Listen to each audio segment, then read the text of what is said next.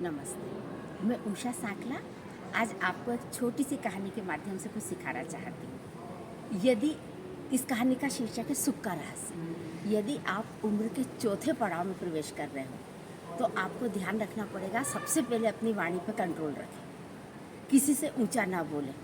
एक बार घूमते घूमते हमें यूनान के प्रसिद्ध दार्शनिक सुकरात मिल गए। सुकरात से मेरी दोस्ती हुई, वो घर आए, बातचीत करी। उन्होंने देखा कि बहू बेटे पुत्र पोत्री सब है, तो उन्होंने कहा कि आप तो बहुत सुखी हो, समृद्धि हो, तो आपके सुखी जीवन का रहस्य क्या है?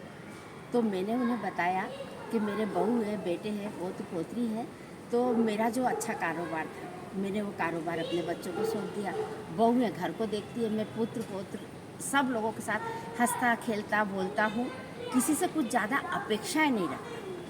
कभी कभी मेरे बच्चे मेरे पास कुछ सलाह लेने आते हैं तो मैं उन्हें सलाह देता हूँ, और उसके जो दुष्परिणाम होते हैं अपने जीवन के अनुभव के आधार पर उनको दुष्परिणाम भी बताता हूँ। परंतु मैं ये नहीं सोचता हूँ, ये सोच के व्यथित नहीं होता हूँ कि बच्चों ने वो माना या ना माना, बस मैं खुश रहता हूँ। यदि वो पुनः मेरे पास आते हैं सलाह लेने तो मैं पुनः उनको सलाह देता हूँ, उनके किसी काम में दखल अंदाज नहीं करता हूँ। वो बहुत खुश हुए। उन्होंने कहा कि आपने सम्यक रूप से अपना जीवन इसी आयु में जीना सीख लिया है। ये कहानी हम सबके लिए है, इसलिए अपने को बुजुर्गों की मदद करना चाहिए, उनकी इज्जत करना चाहिए, क्योंकि कल आप हम भी बूढ़े होंगे, तो जो आज दिया जाता है वो ही कल प्राप्त होता है। बहस करने से कुछ नहीं होता, बहस से केवल कौन सही है ये पता पड़ता है, परंतु बातचीत से पता पड़ता है कि क्या सही है।